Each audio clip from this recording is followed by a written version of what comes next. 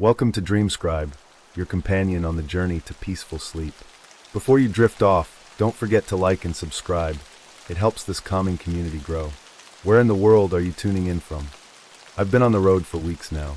There's something about long stretches of highway, the hum of the tires against asphalt, the occasional blip of the GPS recalculating, that makes me feel free. Just me, my RV, and whatever strange, forgotten roads I decide to follow. Tonight, I just need to find a place to stop. The last few gas stations were closed, and my fuel gauge is hovering closer to empty than I'd like. The roads are growing narrower, the trees on either side pressing in like silent watchers. Then, as if answering my unspoken need, the glowing lights of a small town come into view just beyond a bend in the road. A green road sign looms ahead. Welcome to Ashford. The name isn't familiar, but that doesn't mean much. Half the places I pass through barely register beyond a quick stop for food and fuel. The town looks quaint, I guess. A little too pristine. The streets are lined with old-fashioned lampposts that cast an amber glow over well-maintained storefronts, and a diner straight out of a postcard. A gas station sits just past the main street, its neon open sign buzzing softly in the dimming twilight. I roll the RV into the station and shut off the engine with a relieved sigh. The place looks deserted, save for a single attendant leaning against the building, his eyes fixed on something in the distance. He doesn't move as I approach. "Hey," I call out, pulling my jacket tighter against the sudden chill. "You're still open, right?" The man blinks slowly, then turns his gaze to me. There's something unsettling about the way he looks at me, like he's trying to remember something but can't quite grasp it. "Sure," he says finally, his voice flat. "Need a fill up?" I nod and head to the pump, swiping my card before grabbing the nozzle. As I wait for the tank to fill, I glance back at the attendant. He's still watching me, his lips slightly parted like he's on the verge of saying something. But he doesn't. Uneasy, I turn my attention back to the pump. The numbers are rising painfully slow. When I glance at the station's small convenience store, I notice a woman inside, stocking shelves. Her movements are off. Too mechanical. Too deliberate.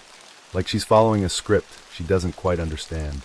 I shake my head, dismissing the creeping sense of unease. Maybe I'm just tired. Too many nights on the road can mess with your mind. Once my tank is full, I grab a bottle of water and a snack from the store before heading back to my RV. The woman at the counter rings me up without a word. When I hand her the cash, she hesitates, her fingers brushing against mine. Her skin is ice cold. I yank my hand back instinctively. She looks at me, her expression empty, yet her lips move soundlessly like she's trying to speak. "What?" I ask, my voice barely above a whisper. Her mouth finally forms words. "Did you just get here?" I frown. "Yeah. Why?" She shakes her head, almost imperceptibly. "Nothing. Just don't stay long."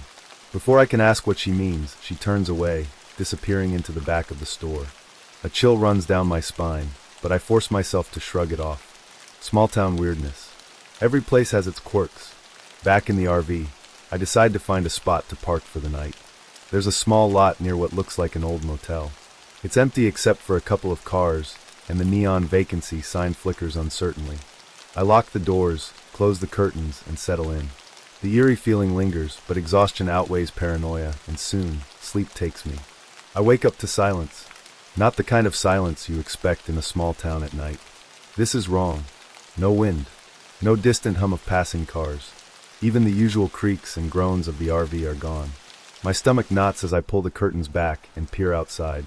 Everything is different. The neat little town, the warm glow of the streetlights, the gas station where I fueled up, it's all gone. Or rather, it's still there but changed. Like it's been abandoned for years. The buildings are decayed, their windows shattered. The gas station's neon sign still flickers, but the store is dark, its shelves empty and covered in dust. The diner across the street is boarded up, its once bright awning torn and flapping in a phantom wind. I stumble back, my breath coming in short gasps. My first thought is that I've been asleep for days, but that doesn't make sense. My phone's clock shows it's only been a few hours. I fumble with the RV's ignition, my hands shaking as I turn the key. The engine rumbles to life, and I let out a breath of relief.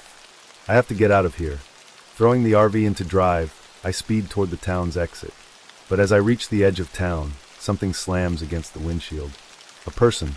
I slam the brakes, my heart hammering as I watch them roll off the hood and hit the pavement. For a long moment, neither of us moved. Then slowly, the figure pushes themselves up, turning to face me. It's the gas station attendant, but his face is wrong. His eyes are hollow pits, his mouth moving soundlessly like the woman in the store. His skin is gray, flaking, as if he's been dead for years. He lifts a hand and points behind me. Dread pooling in my stomach, I look in the rearview mirror. The motel, the gas station, the entire town, it's normal again. The lights are back, the building's intact. The people are walking around like nothing happened. But something tells me, I'm the only one who remembers. I grip the steering wheel, my knuckles white. The attendant takes a step toward me, his mouth still moving soundlessly. But this time, I can hear the whisper on the wind. You just got here. The words claw at my mind, wrapping around my thoughts like vines. I shake my head, muttering, no, no, no, under my breath as I slam my foot on the gas and tear down the road. But as I pass the Welcome to Ashford sign, something shifts. I blink. The town is ahead of me again. The gas station, the diner, the motel, all untouched, like I never left. I slam on the brakes, my breathing ragged. The RV is idling in the same spot where I parked hours ago. And the worst part, my fuel gauge is back to empty. Something is very wrong with this town. And I think it's already starting to forget me. The morning after their first night in town, Alex and Jordan woke to a stillness that felt unnatural. The town outside their RV windows was eerily quiet, the streets nearly empty. The warm golden glow of the morning sun did little to shake the lingering unease from the previous night's strange encounter with the waitress at the diner. Jordan stretched, rubbing the sleep from his eyes. It's weird, he muttered. Didn't this place seem livelier yesterday? Alex, already dressed and seated at the small RV table with a steaming cup of coffee, nodded. Yeah, and I swear there were more cars parked outside the motel across the street last night. Now it looks completely deserted. A small shiver ran down Jordan's spine as he pulled a hoodie over his head. He grabbed the town map they'd been given at the gas station, but something about it felt off. He couldn't put his finger on it, but it didn't seem like the same one they'd looked at yesterday.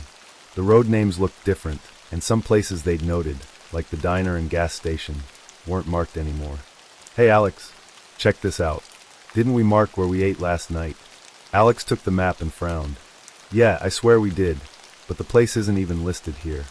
He tapped his finger on the blank spot where Betty's diner should have been. This doesn't make sense. Maybe it's an old version? They dismissed it as a printing error, but an unease settled between them as they stepped out of the RV. The small town felt like it was holding its breath. A single car rolled down the street, its tires whispering against the pavement, and an old man sweeping his front porch barely glanced at them before going back inside. The couple decided to retrace their steps, starting with the diner. But when they reached the location where it had been, there was nothing, just an empty lot overgrown with weeds and cracked asphalt. No sign of the neon sign, no worn-out booths or smell of bacon and coffee, just an abandoned patch of land as if the diner had never existed at all. Jordan swallowed hard. This is the right place, right? Alex pulled out his phone and flipped through the pictures they'd taken the previous night. But there were none from the diner. Nothing at all. Only the gas station and a blurry shot of their RV parked near what should have been the restaurant. I swear we took pictures inside, Alex whispered. A creeping sense of isolation slithered through their minds. They had spoken to the waitress. They had ordered food. They had paid. They had left a tip. How could the place just be gone? A woman walked past, a grocery bag in her arms. Alex hesitated before calling out, "Excuse me, do you know what happened to the diner that was here?" The woman's brows knitted together in confusion. Diner? There hasn't been a diner here for years. That lot's been empty as long as I can remember. Alex and Jordan exchanged glances. Are you sure? We ate there last night. The woman's confusion deepened, but then her expression smoothed into polite dismissal. Sorry, you must be mistaken. Enjoy your stay. She hurried off, leaving them standing in stunned silence. Jordan exhaled sharply. What the hell is going on?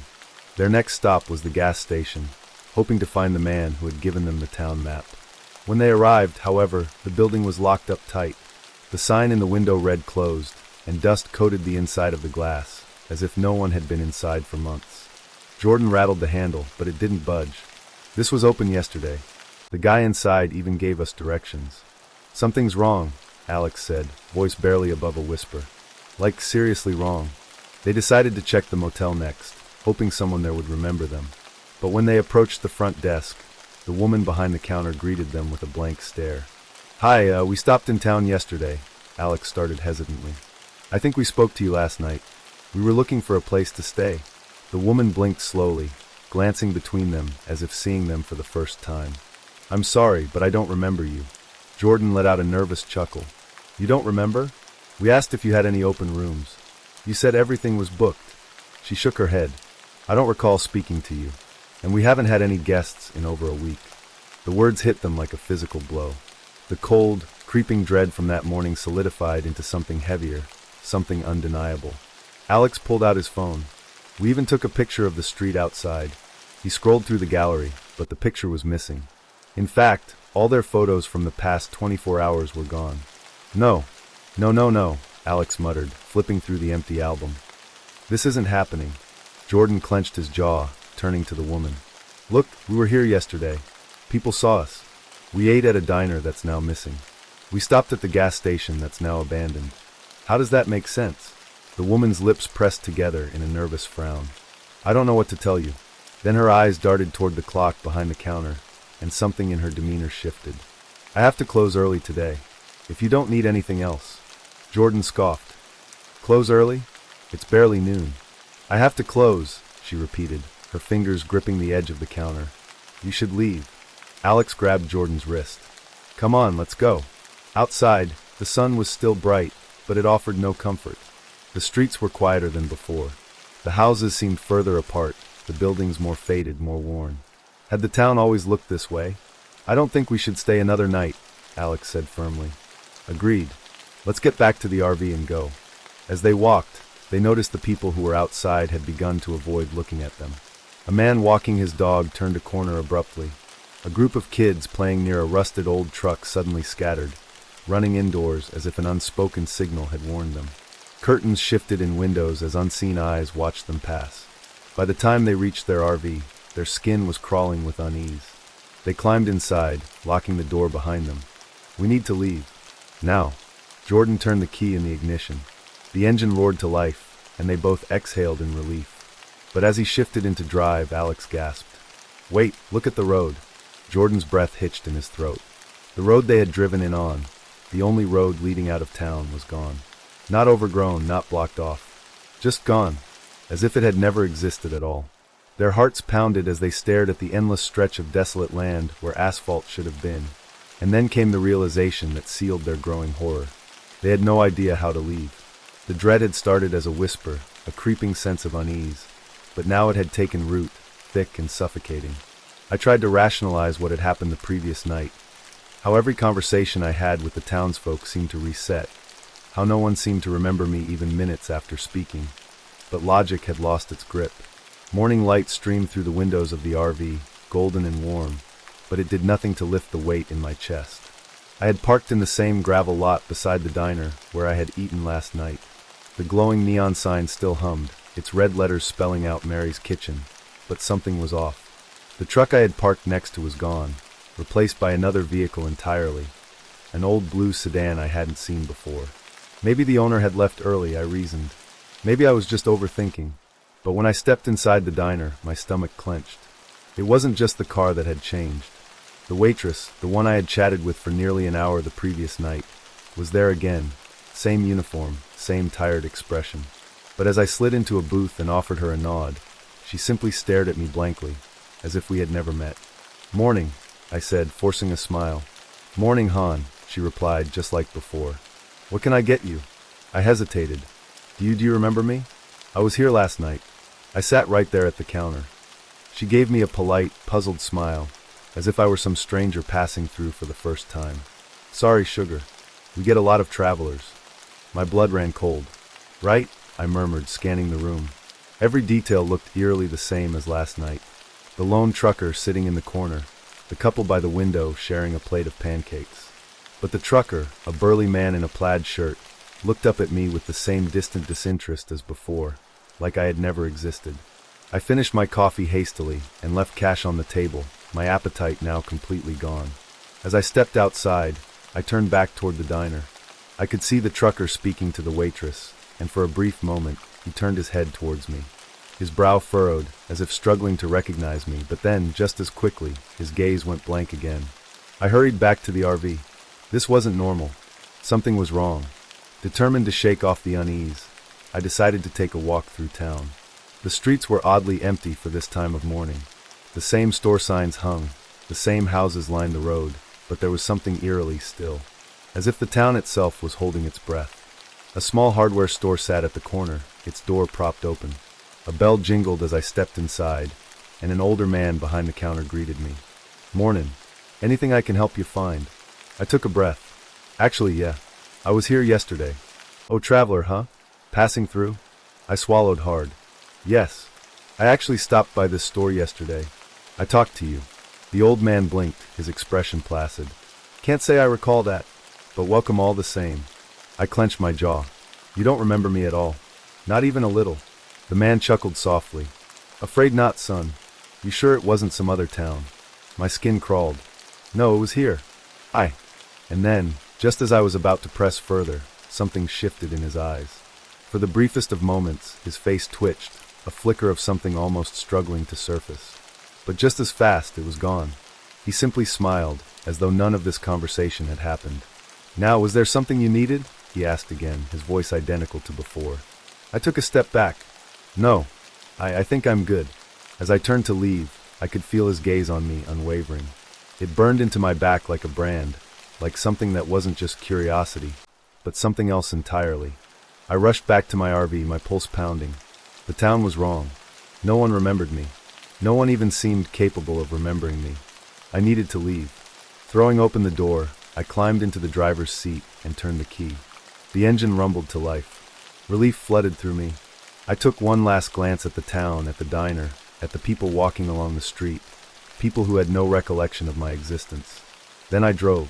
The road stretched ahead, empty and endless. I kept glancing in the rearview mirror, expecting to see something, anything, but the town simply faded behind me, swallowed by the distance. And yet, as I drove further, a knot of unease tightened in my gut. Something wasn't right. The road felt familiar. Too familiar. After about an hour, I spotted a sign ahead. Relief trickled in as I read it. "Welcome to Everston." Wait, that was the town I had just left. I slammed on the brakes, my breathing ragged. I checked my phone. The GPS showed the same town name. Impossible. I had been driving straight. I turned the RV around and floored it in the opposite direction. I counted the minutes. 50, 60, an hour and a half. The scenery shifted, changed, twisted. I held my breath as another road sign loomed ahead. "Welcome to Everston." A chill crawled up my spine. My hands trembled on the wheel. I had never turned around. I had been driving away. I had never left. Panic surged through me. I yanked the door open and stumbled outside. The town was the same. The same diner. The same hardware store. The same people walking the streets. And as I stood there, frozen in horror, the waitress from the diner passed me by, her eyes sliding right over me as if I were nothing but a shadow. "Excuse me," I called after her. "Please listen to me. You know me. You talked to me this morning." She turned slightly, her expression polite but distant. "Sorry, Han, have we met?" My breath came in shallow gasps. I stumbled back, my world spinning. Then, out of the corner of my eye, I saw him. The old man from the hardware store. He was standing just outside his shop, watching me. Not with confusion. Not with forgetfulness. But with understanding. And a small, knowing smile that I woke up to the sound of my own breath, shallow and uneven. The RV was still. Too still. No hum from the fridge. No soft ticking of the dashboard clock. No distant sounds from the town outside. Just silence. A thick, suffocating kind that pressed in on me from all sides. Something was wrong. I turned over, glancing at Jenna, who was still curled up under the blanket, her face peaceful. For a moment, I thought about shaking her awake, but a deep sense of dread slithered up my spine, warning me not to. Instead, I reached for my phone, checking the time. 4:17 a.m. That couldn't be right. The last time I checked, it was just past midnight, and I hadn't felt like I'd slept at all. I tapped the screen again, and the time remained unchanged. The second hand on my watch wasn't moving either. My gut clenched. Slowly, I peeled the blanket off and climbed out of bed, making my way toward the door. The town had seemed so normal yesterday, quaint even. A little too perfect, but in a way that made it feel like a relic of an earlier era, like a town trapped in a time capsule. Now, standing in the eerie stillness, that perfection took on a sinister edge. I unlocked the door and stepped outside. The air was thick with the scent of damp pavement and something else. Something stale, like old paper left too long in a closed drawer. The streetlights were on, but their glow was muted, as if struggling against the weight of the night. The diner where we'd eaten yesterday loomed across the street, its neon sign flickering intermittently, the letters fading in and out. I turned back toward the RV and nearly jumped out of my skin. The gas station attendant from earlier that evening stood a few feet away, staring at me. His face was blank, his expression unreadable. He was still wearing the same blue uniform, but his name tag was missing. The way he stood there, stiff and unnatural, made my stomach twist. Hey," I said, my voice barely above a whisper. He didn't respond. The silence stretched, thick and suffocating. The longer I looked at him, the less real he seemed. His skin was too smooth, too perfect, like a wax figure brought to life. His eyes, glassy and unblinking, held none of the recognition they'd had earlier that night. A shiver ran down my spine. "Do you need something?" I asked, my voice shaking. Still nothing. I took a cautious step back. That's when he moved. Not a normal step, not a shift of weight. 1 second he was still, the next he was closer. Too close. His lips parted slightly, and for a brief moment, I thought he was about to say something. Then he turned and walked away, his movements stiff and unnatural. He didn't look back. The air left my lungs in a shuddering breath. Something was very, very wrong. I backed toward the RV, my hands fumbling for the door handle. A sound like distant whispers brushed against my ears, faint but insistent. I turned, expecting to see someone else behind me, but the street was empty. The town was silent again. I slammed the door shut behind me, locking it.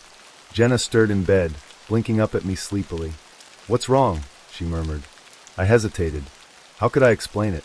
That something was off. That the gas station attendant had just appeared out of nowhere like a malfunctioning NPC in a broken video game? "Nothing," I said, forcing a smile. "Go back to sleep." She frowned but nodded, rolling over. I climbed into the driver's seat and gripped the wheel. Maybe I was just overtired. Maybe I was letting my imagination run wild. Maybe. The whispering started again. This time, it was inside the RV. My breath hitched. It wasn't coming from outside. It wasn't coming from the vents or the radio or anything logical. It was coming from everywhere. The walls, the floor, the air itself. I twisted around, scanning the dark interior. Nothing. And then, the clock on the dashboard ticked. Just once. The first sound in what felt like hours. I held my breath. Tick.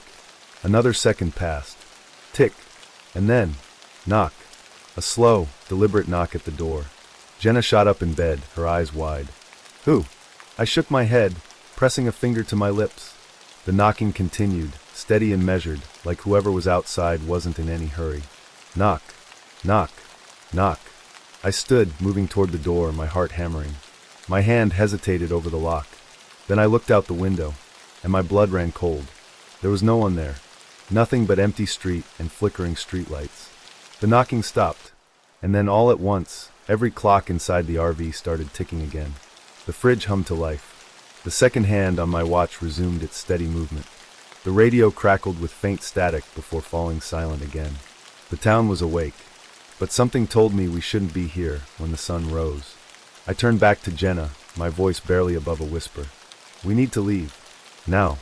I sat in the RV's driver's seat, gripping the steering wheel so hard my knuckles turned white. The engine was running, but I hadn't shifted into drive.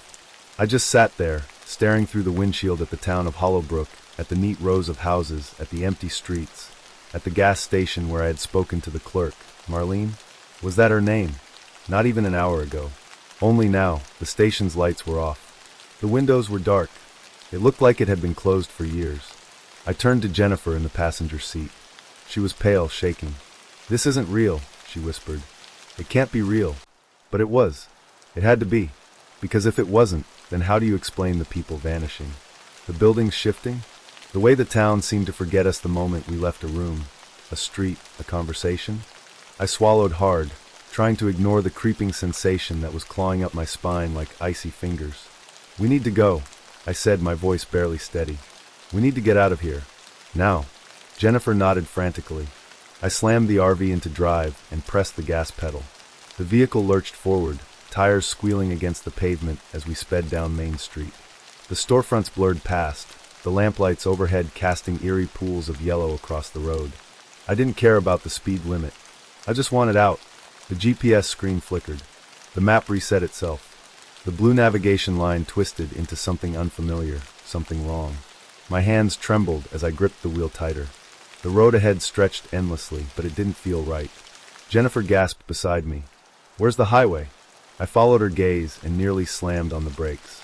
The road that had brought us into town was gone. No exit ramp, no welcome sign, no indication we had ever arrived via a highway at all. In its place was an old, cracked road leading into an overgrown forest, gnarled trees arching overhead like grasping fingers. That's not possible," I stammered. Jennifer clapped a hand over her mouth. "This can't be happening. We came in from Route 47. I remember the sign, the gas station, the turnoff. But, there's no way back," I said, barely hearing my own voice over the pounding in my skull. "We were trapped." I jerked the wheel to the right, turning onto a side street. Maybe we missed something. Maybe there was another way out. But as we drove deeper, the town seemed to unravel around us. The streets stretched longer than they should. Houses shifted, their windows dark, their doors ajar as if waiting for someone, us, to step inside. The streetlights buzzed and flickered, casting long shadows that moved when we weren't looking. "Where is everyone?" Jennifer whispered. "They were just here. There were people here. I saw them. But there was no one now." A memory struck me like a bolt of ice. Marlene at the gas station, smiling, handing me change. She had looked at me strangely then, hesitating before saying, "See you soon." Did she know? Did she know this was going to happen? I gritted my teeth and spun the wheel, making a sharp turn down another road, then another, then another. Every street bled into the next.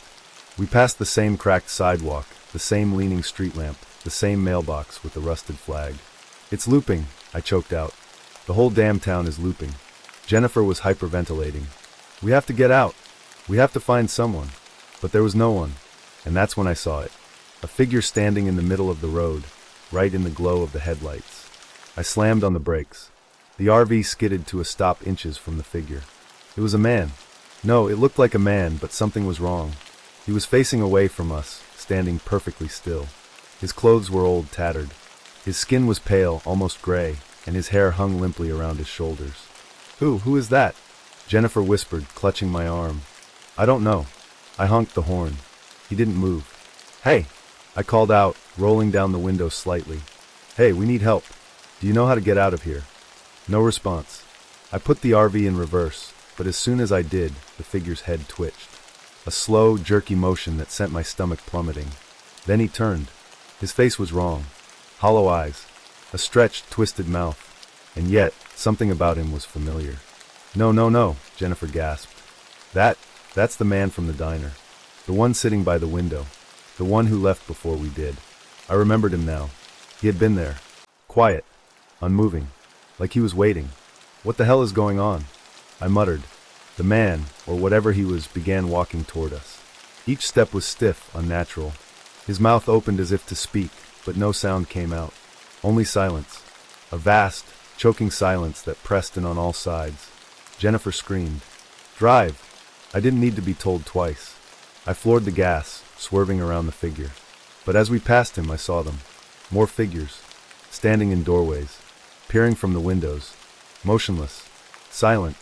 Watching. They were everywhere. And every single one of them was someone we had seen before. The barista from the coffee shop. The woman walking her dog. The kid on the bicycle. All frozen, their heads tilted at the same unnatural angle. Their blank eyes following us as we sped down the road that should have led out of town. The road that should have existed. The road that was gone. "They're not real," Jennifer sobbed. "They're not real. They're not real." But they were.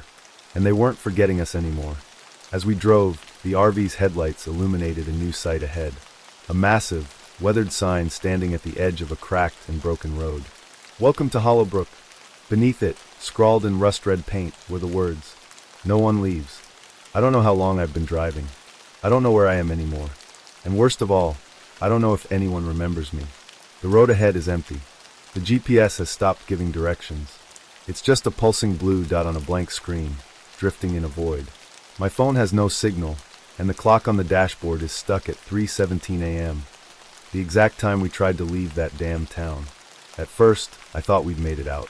I saw the sign for Meadowbrook fade in my rearview mirror, its peeling paint disappearing into the darkness. But as we drove, the realization crept in like a slow poison. The world beyond the town wasn't right. It started small. The highway stretched unnaturally long, the same trees appearing over and over as if we were caught in a loop. Gas stations and roadside diners looked eerily familiar, too familiar. Every time I pulled over, the neon signs flickered, buzzing faintly, and the workers behind the counter stared at me blankly, their expressions eerily vacant. We passed a yellow VW Beetle parked by the roadside at least 5 times. I tested it, marking a scratch on a wooden fence post as we passed. 15 minutes later, we passed it again. My mark was still there. That's when I started to feel it. A sickness, a wrongness. Like something was undoing me piece by piece. Then I noticed something worse. At a gas station, I asked the attendant if he knew the way out of town. He blinked at me, confused. I don't remember where that is. I laughed nervously. Come on, man. You don't remember your own town. He rubbed his temples, his face scrunching in discomfort. Sorry, I don't think I've ever been there. My stomach twisted. I had just told him. He had nodded in understanding. But now it was like the words never left my mouth. I backed away, my pulse hammering in my ears. When I turned, I saw a faded reflection of myself in the station's glass window. Faint, blurry, as if I was vanishing from the world, piece by piece. The sickness turned into panic. I rushed back to the RV, gripping the wheel so tight my knuckles went white. I had to keep driving, had to find a way out, but the road kept folding in on itself. Hours blurred together. At some point, I must have blacked out because I don't remember stopping. But when I opened my eyes, the RV was parked in front of the diner again. The same one from before. Its neon open sign flickered in the dark. The same gas pump stood by the roadside, covered in dust. I turned to wake my passenger, only to find the seat empty. Panic jolted through me. My hands trembled as I searched the RV. The bed? Empty. The bathroom? Empty. I even threw open the cabinets in desperation. Gone. They were just here. But now, I couldn't remember their face. I clutched my head as a deep, cold horror settled in my bones. I knew deep down I had been traveling with someone. But no matter how hard I tried to picture them, their features were a blur. A smear in my memory, slipping away like water through my fingers. It was as if the town had taken them. Or worse, as if they had never existed at all. I stepped outside, shivering in the still night air. The gas station, the diner, the empty highway. Everything was frozen in time. That's when I saw him. A man sitting on the diner's porch. Pale, hollow-eyed, wearing clothes covered in dust and time, like he had been sitting there for years. He stared at me with a distant, haunted expression. I took a hesitant step forward. Do you know how to leave this place? I asked, my voice hoarse. His lips parted slightly, but he didn't speak. His fingers twitched. His eyes darted past me to the road behind. I turned slowly. There was nothing. The road we had come from gone. Vanished into an expanse of dark, empty land. No trees. No pavement. Just nothingness. I staggered back, my chest tightening in terror. The man on the porch finally spoke. His voice was brittle. I think, he swallowed hard. I think I was you once. The world lurched. A rush of images flooded my mind. Not memories, just fragments of something unfinished. The gas stations, the looping roads, the strangers who forgot me. A deep, gnawing certainty sank into my gut. I wasn't leaving this place. No one ever did. The town didn't just forget people. It erased them. And soon, I wouldn't even remember myself. As I sat on the diner's porch, staring at the nothingness where the road used to be, I felt my name slip away. I had a name, didn't I? Didn't I? My fingers twitched against the old wooden table. I watched as the open sign flickered in and out, buzzing weakly against the silence. Someone would come here soon. Someone just like me. And when they did, would they see me? Or would I just be another face they forgot? Would I fade completely? I don't remember. I don't remember anything anymore. And I don't think I ever will. Next story is, the road stretched out like an endless ribbon of asphalt, swallowed by the darkness beyond the RV's headlights. No streetlights, no other cars, just an occasional road sign flickering past, swallowed by the rearview mirror. I'd been driving for hours. My hands ached from gripping the steering wheel, and the monotonous hum of the engine felt like white noise pressing against my skull. According to the last sign I'd passed, the next town was still 40 miles away, but the gas gauge was hovering dangerously close to empty. I should have stopped earlier, should have fueled up when I had the chance. Now, I had no choice but to keep an eye out for the next gas station, wherever that might be. And then, as if the road had heard my silent plea, I saw it. A small, flickering neon sign glowed red in the distance. Gas and stop. The building sat on the side of the road, surrounded by absolute nothingness.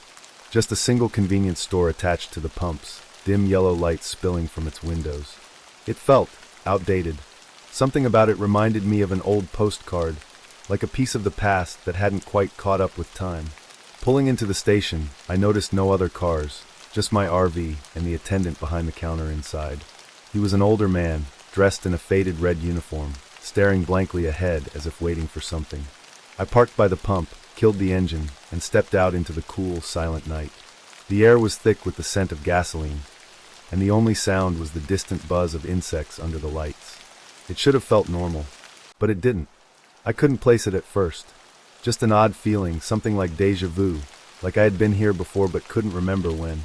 The inside of the store was small, cluttered with old snacks and dusty soda bottles. A single fridge hummed in the back, and the register sat beneath an old TV playing static. The attendant barely looked at me as I approached the counter.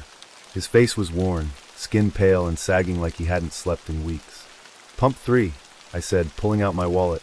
He blinked at me, then at the register, as if he was processing my request for the first time in his life. Then, he gave a slow nod and pressed a button beneath the counter. "That'll do it." His voice was raspy, like he hadn't spoken in a long time. I swiped my card, waiting for the receipt to print, when he suddenly looked up at me. His eyes, dull, unfocused, fixed onto mine like he recognized me. "First time passing through?" he asked. I hesitated. Why would he ask that? "Yeah," I muttered. He didn't respond, just stared at me for a second too long before slowly turning back to the register. I grabbed my receipt and left. After filling the tank, I climbed back into the RV and pulled out onto the road, glad to leave that place behind. The road ahead was as empty as before, stretching into darkness. My GPS flickered, struggling to load, so I drove by instinct, following the only road available. The silence pressed in around me. The same stretch of highway, the same hills rolling past. And then, a red neon glow appeared in the distance. My breath caught. I knew that sign. The same gas and stop. The same station. I had just left it, but there it was again. I pulled in, my heart hammering. My stomach twisted as I parked in the same spot and looked inside the station's window. The same attendant stood behind the counter, and as I stepped out of the RV, he slowly turned his head toward me. His mouth moved. Even through the glass, I heard him say it. "First time passing through?" I sat there in the driver's seat, gripping the wheel so tightly my knuckles turned white. My breath felt shallow, my pulse an erratic drum in my ears. This had to be a mistake, a coincidence. Maybe I'd gotten turned around in the dark and somehow looped back without realizing it. But deep down, I knew that wasn't possible. I had driven straight. There were no exits, no turns. Just one long highway, empty and endless. Yet here I was, back at the gas station. I turned to check my phone, but the signal was dead. No bars. No GPS. Nothing but a blank screen. The old neon sign hummed outside, flickering slightly. "Gas and stop." The same attendant behind the counter. The same dim yellow lights buzzing in the convenience store windows. And then he looked at me. A chill crawled down my spine. His head moved slightly, just enough to show he was watching me. His lips moved, though I couldn't hear him through the glass. But I knew what he said. First time passing through? I wasn't going to sit here and let this mess with my head. I put the RV in reverse, tires grinding against the asphalt as I backed up. My hands were sweating, slipping on the wheel. I turned back onto the highway, gripping the gas pedal hard. I kept my eyes on the road, watching the dark stretch ahead, determined to put as much distance as possible between me and that gas station. The road felt longer this time. I checked the time on the dashboard. 3:07 a.m.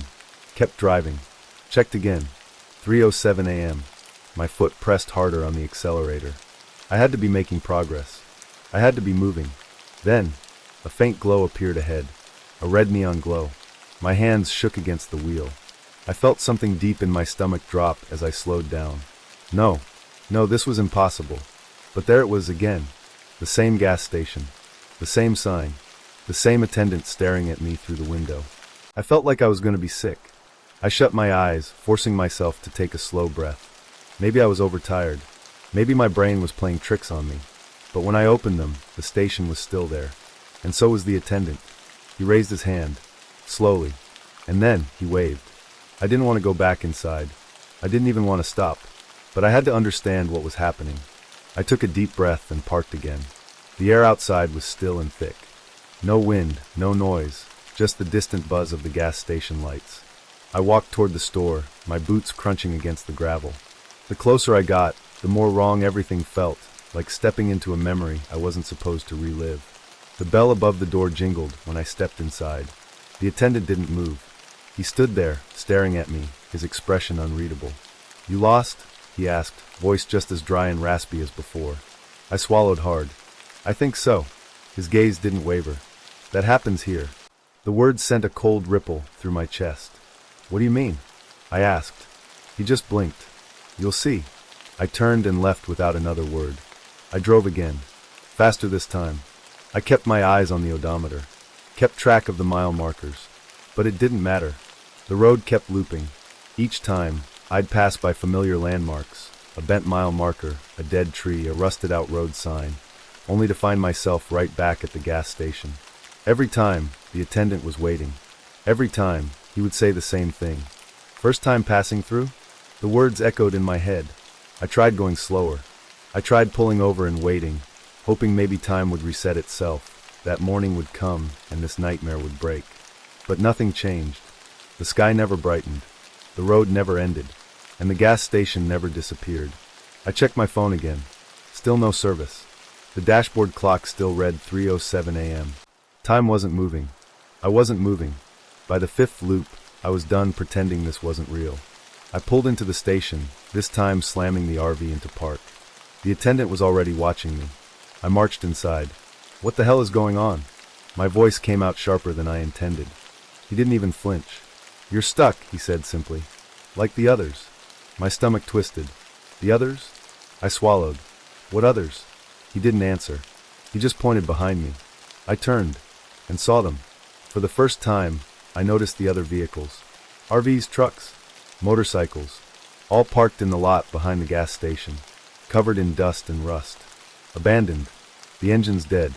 The doors left open, as if their owners had stepped away and never come back. A cold shiver crawled up my spine. "How long have they been here?" I whispered. The attendant just shrugged. "Hard to say. Time don't work right here." I backed out of the store, my head spinning. I ran to the RV, fumbling with the keys, my heart hammering against my ribs. I had to get out of here. I had to break this loop. I slammed the door shut and hit the gas, speeding back onto the road. I didn't care anymore. I was going to keep driving no matter what.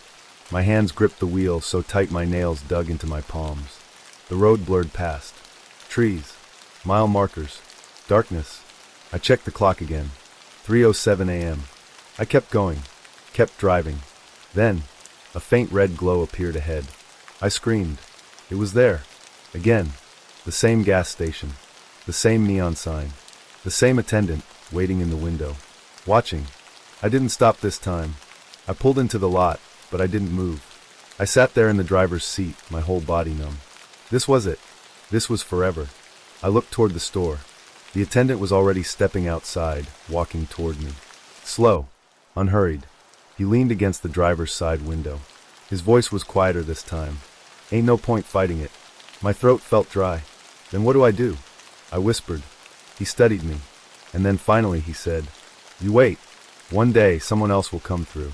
And then you'll know what to do." I didn't understand what he meant. Not yet. But I had a feeling. I would soon. I sat in the RV, staring at the abandoned vehicles behind the gas station. The sight of them settled into my bones like a sickness. Rusted trailers. Trucks with doors hanging open. Cars covered in thick layers of dust, as if they'd been sitting there for years. Yet I hadn't seen a single person. "You're stuck," the attendant had told me. Like the others. I squeezed my eyes shut, gripping the steering wheel. No. I refused to accept that. There had to be a way out. I turned the key in the ignition, but the engine wouldn't start. A cold sweat beaded on my forehead. I tried again. Nothing. The gas gauge still read full, just like it had before. The battery was fine, but the RV refused to turn over. I took a slow, shaking breath. The attendant was watching me through the window. I forced myself to step outside, into the silence. "Why won't my engine start?" I asked, my voice hoarse. His eyes flicked to the other vehicles. "None of them do," he said simply. My stomach twisted. "Then how do I leave?" For the first time, his expression changed, just a flicker of something. "Pity.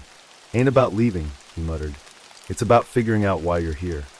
I walked to the edge of the parking lot, gripping my phone so tightly my fingers ached. Still no signal.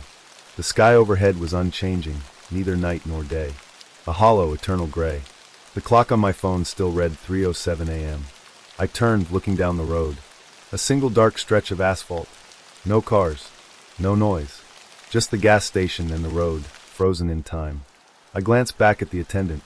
"What happens if I wait?" I asked. He shrugged. "Depends." "On what?" "On how long it takes you to remember." I turned away from him, pacing. My thoughts were racing too fast, slipping through my fingers like sand. "Remember what?" I muttered. The attendant didn't answer. I forced myself to focus. I had been driving. Alone. But where was I going? The memory felt blurred, like trying to recall a dream after waking up. I had a destination when I started this trip, didn't I? A name hovered just on the edge of my mind. And then it was gone. I rubbed my temples, my breath quickening. "Why can't I remember?" I asked, voice sharp with panic. The attendant exhaled, a long, slow sound. "Because the road don't let you," he said. His words sent a pulse of dread through me. I shook my head. No, that didn't make sense. I had a life before this. I had a past. I gritted my teeth and forced myself to think. What had I been doing before I ended up here? I closed my eyes, digging into the memory. I was driving. The road stretched ahead, endless and dark. And then, a sound. A sharp crack, like thunder. Then, nothing. My chest tightened. Had I crashed? Had I even made it to this gas station alive? I turned to the attendant, my voice barely above a whisper. "Am I dead?" His eyes flicked to mine. "You don't feel dead, do you?" The words rattled through me. No, I didn't feel dead. But then again, I didn't feel alive either. Not in the way I should. A noise broke the silence. I turned sharply, my heart lurching. A car door had slammed shut. A man was standing beside an old sedan near the edge of the lot. I hadn't seen him before. His clothes were worn and dirty, his face gaunt, like he hadn't slept in weeks. He was staring at me. My skin prickled. "Hey," I called. His head twitched slightly, his gaze locked onto mine. Then, without a word, he opened his car door and got inside. I frowned. "Wait!" The engine roared to life. The headlights flashed on, and the man peeled out of the lot, tires screeching. I watched as his car sped onto the highway, disappearing into the night. For the first time, I felt a jolt of hope. Someone had left. Someone had escaped. I turned to the attendant, chest heaving. "Did you see that?" I asked. His expression was unreadable. "Watch," he said. Confused, I turned back toward the highway. Minutes passed. Silence. Then, headlights appeared in the distance. My stomach dropped. The sedan came speeding back into the lot. The same car. The same man. The tires skidded against the pavement, and the door flung open. He stumbled out, eyes wide and desperate. He looked at me like he had never seen me before. "First time passing through?" he whispered. My blood ran cold. I took a step back. My breath was coming too fast, my vision narrowing. The man didn't recognize me. He had just tried to escape. And yet, it was like he had never attempted it at all. A deep sense of wrongness crawled through my skin. This place didn't just trap people. It made them forget. A sudden sound broke through the silence. Voices. Faint and distant, like whispers carried on the wind. I turned toward the gas station. The voices were coming from inside. The lights in the store flickered. I felt a pull in my chest, a deep, unnatural instinct that I was not supposed to go in there. "What's inside?" I asked. The attendant just watched me. The lights flickered again. The voices grew louder. They sounded familiar, like echoes of people who had passed through before, people who had been lost here. I swallowed, my throat dry. "What happens if I go in?" I asked. The attendant tilted his head. "You find out the truth." I didn't like the way he said it, like it wasn't a good thing, like the truth would break me.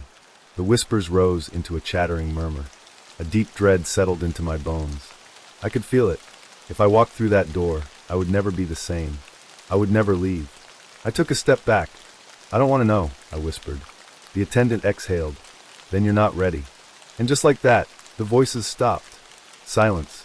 The gas station lights burned steady again, and the clock on my dashboard still read 3:07 a.m. Trapped, looping, waiting, and I had a feeling. The worst was yet to come. The man in the sedan, the one who had tried to escape and came right back, was still staring at me, his breath shallow, his hands trembling. You've been here before, haven't you? I asked. His eyes darted to the attendant, then back to me. I don't know, he stammered. I just got here. I gritted my teeth. No, that wasn't true. He had just driven away. I had seen it with my own eyes. Yet now, he acted like he had never tried, like the memory had been wiped clean. The thought sent a pulse of dread through me. I turned toward the gas station attendant. What happens if I try to leave? I asked. He gave me the same expression, one that was neither cruel nor kind. You'll come right back, he said. Like him? I gestured to the man in the sedan. The attendant just nodded. I took a slow breath, pushing away the growing panic in my chest. Then I'll prove you wrong. I marched toward the RV and climbed inside. I didn't hesitate this time. I turned the key in the ignition. The engine roared to life. My heart leapt. It started. It actually started. Maybe the others just hadn't tried hard enough. Maybe there was a way to break the loop. With a deep breath, I pressed the gas. The RV lurched forward, rolling out of the lot and onto the endless stretch of road. The moment my tires hit the pavement, the silence deepened. It was the kind of silence that pressed against my ears, making my heartbeat feel too loud, too sharp. I kept my foot on the gas, pushing forward. The headlights carved through the darkness, illuminating the empty road ahead. I tightened my grip on the wheel, jaw clenched. Just keep driving, I muttered to myself. The speedometer ticked upward. 30 miles per hour, 40 miles per hour, 50 miles per hour. I was doing it. I was leaving. But then, I saw the lights. Up ahead, just barely visible through the mist. A familiar glow. A familiar building. The gas station. My stomach plummeted. No. I slammed the brakes, my breath coming fast and uneven. I looked around wildly, disbelieving. This wasn't right. I had driven straight. I had been on the road for at least 10 minutes. I should have been miles away by now. Yet somehow I had looped back. I was right back where I started. The attendant was still standing at the counter, watching. The man in the sedan was still standing beside his car, as if he had never moved. And the gas station's neon lights flickered, casting the same eerie glow. Nothing had changed. I was trapped. I didn't want to believe it. I turned the wheel sharply and gunned it in the opposite direction. If the road was looping, then maybe I had just taken a wrong turn. Maybe I could force my way out if I kept moving. The RV raced down the road, the engine growling beneath me. I didn't let up. I sped past the empty trees, past the mile markers that didn't change. The GPS on my dashboard flickered, no signal. I kept driving, and driving, and driving. And then, the gas station appeared again. This time I nearly screamed. My hands slammed against the wheel. This wasn't possible. I had driven for nearly 20 minutes without stopping. Yet the moment I looked up, I was right back where I started. A sharp, uncontrollable panic flooded through me. This was more than just getting lost. This was something wrong. Something that shouldn't be possible. I tried to rationalize it. Maybe my mind was playing tricks on me. Maybe there was some turn I had missed. I gritted my teeth. Fine. I'd try again. I reversed, making sure my tires were on the exact same spot where I had started. Then slowly, carefully, I began driving again. I counted the seconds. I kept my eyes fixed on the road, memorizing every inch of it. And yet, as soon as I blinked, the gas station was in front of me again. This time I did scream. I stumbled out of the RV, gasping for breath. My legs felt weak beneath me. I turned to the attendant, my voice raw. What the hell is this place? He didn't answer. I looked toward the man in the sedan. His face was slack, empty, like he had given up a long time ago. My hands clenched into fists. Why can't we leave? I demanded. The attendant sighed, rubbing his hands together. You ever think maybe you're a skin the wrong question? I stared at him, my pulse pounding. Then tell me the right one. His lips parted slightly, just enough to whisper. Why do you keep coming back? The words hit me like a physical blow. I took a step back, my thoughts stuttering. What? I rasped. You heard me, he said. Why do you keep coming back? The question burrowed into my mind like a splinter, digging deep. I had been trying to leave. I had done everything I could. But something kept pulling me back. A memory flashed through my mind. Not of the gas station, but of something else. A wreck. Twisted metal. Flames. A sharp, unbearable pain. My breathing turned shallow. Had I been here before? Was this my first time, or had I already done this countless times? Was this place punishing me, or was it trying to make me remember something I had forgotten? I turned to the attendant, my voice barely above a whisper. Am I dead? His expression darkened. Not yet. The words sent a violent shudder through me. I hadn't escaped the wreck. That's why I kept looping back. Because this gas station wasn't just a place. It was a limbo, a purgatory, and until I understood why I was here, until I faced whatever I was supposed to face, I would never leave. The realization made my skin prickle with terror. And for the first time, I wasn't sure I wanted to know the truth. I stood there, my breath shallow, my thoughts racing. The gas station attendant's words clung to the inside of my skull like something sticky and rotten. Not yet. Not yet. Not yet. What the hell did that mean? I turned my head slowly, looking at the gas station, at the parked cars that never seemed to move, at the faces of the other travelers, who all shared the same blank, defeated expression. Had they been here longer than me? Had they tried to leave and failed, over and over, until they finally stopped trying? A sickening feeling churned in my gut. I needed to think. I needed to breathe. I staggered back toward my RV, gripping the handle with clammy fingers, and pulled myself inside. I locked the door behind me, as if that would make a difference. Inside, the air felt different. Still, like something was waiting. I sat in the driver's seat, staring at the darkened windshield. Why do you keep coming back? That question. That damn question. I could feel it twisting inside my mind, pulling something loose. And then, like a flicker of static, the memory surfaced. I was driving, late at night. The road was endless, stretching before me in a black ribbon of nothingness. I was tired, too tired. The headlights of an oncoming truck blazed in the darkness. And then, impact. The world flipped. Glass shattered. My body was weightless. Then pain. Excruciating, unbearable pain. The scent of gasoline filled my lungs. I couldn't breathe, couldn't move. And just before everything faded into black, I saw it. A glow. A familiar neon glow. A gas station. This gas station. I gasped, snapping back to the present. My whole body was shaking. It was real. The crash. I wasn't supposed to be here. I was supposed to be dead. And yet, I was here. Looping. Trapped. Because I had never left. The realization was suffocating. I felt like the walls of the RV were pressing in on me, the air growing thick, heavy, unbreathable. I scrambled for the door, shoving it open and stumbling onto the pavement. I remember. I choked out, my voice raw. The gas station attendant tilted his head, watching me.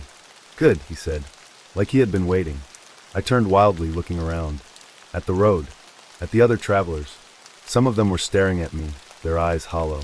Some weren't looking at all, just sitting on the curb, lost in themselves, their minds shattered by how long they had been here. A horrifying thought slammed into me. What if there was no way out? What if remembering didn't change anything?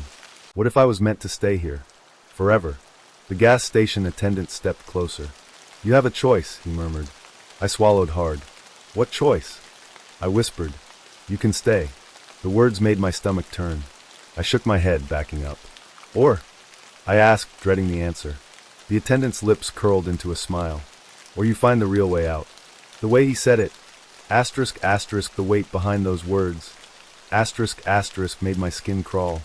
The real way out. I repeated, my pulse pounding in my ears. The attendant didn't speak. He just gestured to the cars, to the people, to the road. And suddenly I understood. The reason I kept coming back, the reason no one could leave. It wasn't just about remembering. It was about accepting that there was only one way out of here. And it wasn't driving. It wasn't fighting. It wasn't even running. It was letting go. The air left my lungs. I stumbled, my knees nearly giving out beneath me. Because I understood now. The real way out wasn't escaping. It was giving in. It was dying. Completely. For real this time. No loops. No second chances. Just nothingness. The idea made my blood run ice cold. You're lying, I whispered. The attendant shrugged. Maybe. But I could feel it. The weight of the truth. It pressed down on me like an unseen force, heavy, suffocating. I looked around again, at the others who had been here for who knows how long. The ones who hadn't accepted it, the ones who had chosen to stay, because the fear of the unknown was worse than the loop. I wasn't sure which was worse, staying here, or stepping into the abyss. My hands shook violently. My breath came in gasps. And then, I took a step forward, one step closer to the truth, one step closer to letting go. And as I did, the lights of the gas station flickered, the air grew colder, and the world around me began to fade. The last thing I saw was the gas station attendant smiling, like he knew what I had chosen, like he had seen it 100 times before. And just before the world turned to blackness, I heard his voice one last time. "See you again soon." Then, nothing, not even silence. Just gone. Next story. I never used to be afraid of the dark. I spent years driving cross-country, camping in the middle of nowhere, parking my RV beneath starlit skies where the only sounds were the chirping of crickets and the occasional rustling of unseen animals in the trees. I used to love those nights when the world felt vast and empty, and I was the only person alive in it. But that was before. Now I hate the dark, and it all started with my headlights. It was supposed to be another quiet night on the road, just me, my RV, and the endless stretch of highway. The drive had been long, winding through unfamiliar backroads, where the only landmarks were old, peeling road signs and the occasional abandoned gas station. I wasn't lost, but I wasn't exactly sure where I was either. My GPS had been acting up for the past hour, flickering between routes and freezing mid-navigation. A storm had been brewing on the horizon for a while, though it hadn't yet broken. The clouds overhead were thick and heavy, blotting out the stars. The only light came from my RV's headlights, cutting a pale yellow path through the darkness. I wasn't worried. Not yet. I figured I'd find a rest stop soon enough, park for the night, and sleep off the exhaustion that had begun to creep in. But as I kept driving, the road stretched on endlessly, and no signs appeared. No exits. No mile markers. Just the same monotonous stretch of asphalt, flanked by towering trees that swayed in the wind. Then my headlights flickered. It was quick, barely a second. A split-second blackout, before they came back on again. I frowned, gripping the wheel tighter. "Come on, not now," I muttered, already thinking about electrical issues, a loose connection, maybe a dying bulb. The last thing I needed was to be stranded in the middle of nowhere. I tapped the dashboard, but everything else seemed fine. The engine hummed steadily. The radio, though silent, hadn't cut out. Just the lights. I sighed and kept driving. Then it happened again. A longer flicker this time, 2 seconds. And in that brief span of darkness, I swear I saw something. Something standing in the middle of the road. I slammed on the brakes. My heart pounded as the RV lurched forward, tires screeching against the pavement. The headlights came back on, illuminating an empty road ahead. Nothing there. Just darkness beyond the beams of light. I swallowed hard, my hands clammy against the wheel. Fatigue, I told myself. You're just seeing things. It made sense. I'd been driving for hours, after all. My brain was probably playing tricks on me. Still, my pulse remained unsteady as I eased the RV forward again, my eyes scanning the road ahead more carefully this time. I don't know how long I kept driving after that. Time felt strange, stretched thin. The road remained empty, endless. I checked the clock on the dashboard, but the numbers made no sense. They seemed to glitch, flickering between times that weren't possible. That's when the headlights flickered again. And this time, they stayed off longer. 5 seconds of total darkness. And in that darkness, I saw them. Silhouettes. Dozens of them. Standing just beyond the reach of my lights, lining the edges of the road. Tall, unmoving figures watching. The headlights came back on. The road was empty. I sucked in a breath, my entire body locked in place, hands gripping the wheel so tight my knuckles went white. I was awake. I was not hallucinating. Something was there. Something was wrong. The headlights flickered again. This time, they only dimmed, lowering just enough that I could almost see what was standing in the distance, their shapes shifting in the gloom. Not quite human. Not quite anything. I hit the high beams. Nothing. But I knew I hadn't imagined it. I tried to steady my breathing, keep myself from spiraling into panic. Maybe there was a rational explanation. Maybe it was fog, shadows from the trees, some weird atmospheric trick. But I didn't believe that. Not anymore. The storm finally broke. A low rumble of thunder rolled across the sky, and fat droplets of rain began spattering against the windshield. The road glistened under the headlights, wet and slick. I needed to pull over. I spotted a small clearing just off the road, a flat patch of gravel surrounded by trees. It wasn't much, but it would do for the night. I didn't want to keep driving, not after what I'd seen. As soon as I pulled in and shifted into park, the RV lights flickered again. A cold dread settled into my gut. I twisted in my seat, peering out into the trees beyond the clearing. They were dark, swaying gently in the wind. Then, the lights went out completely. Total blackness.